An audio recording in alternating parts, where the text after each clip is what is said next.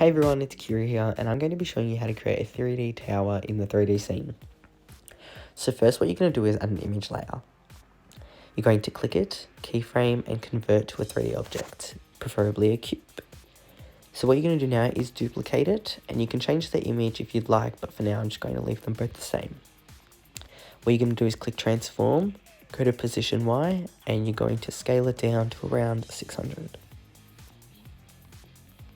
Now you're going to go to the other cube, go to position Y and scale it to 200. Now 3D towers usually have a little part in the middle, so to get that I'm going to go to shape, add a square and then leave it white because I want it to be white. Go to keyframe, convert to 3D object and extrude it. Now to make it horizontal is you go to rotation X and you put it to -90. Now, for now, I'm just going to change the side just so it's more easy for you guys to see.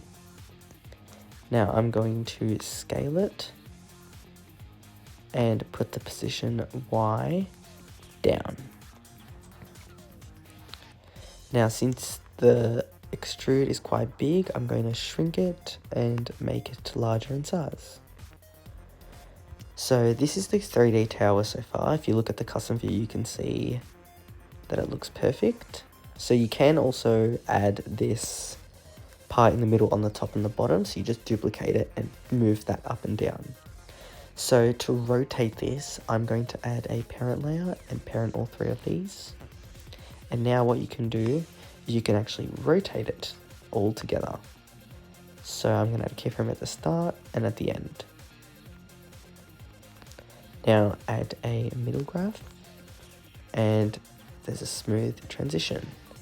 So to add the part where it slides down is you can add a camera layer and just extend it the whole clip.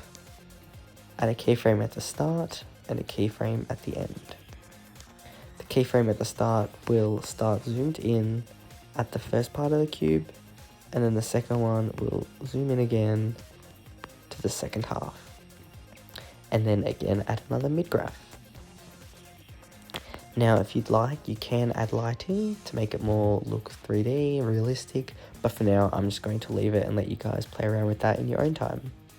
So that's how you make a 3D tower in a 3D scene, and this is the final result. Hope you guys enjoy and can't wait to see all your 3D towers.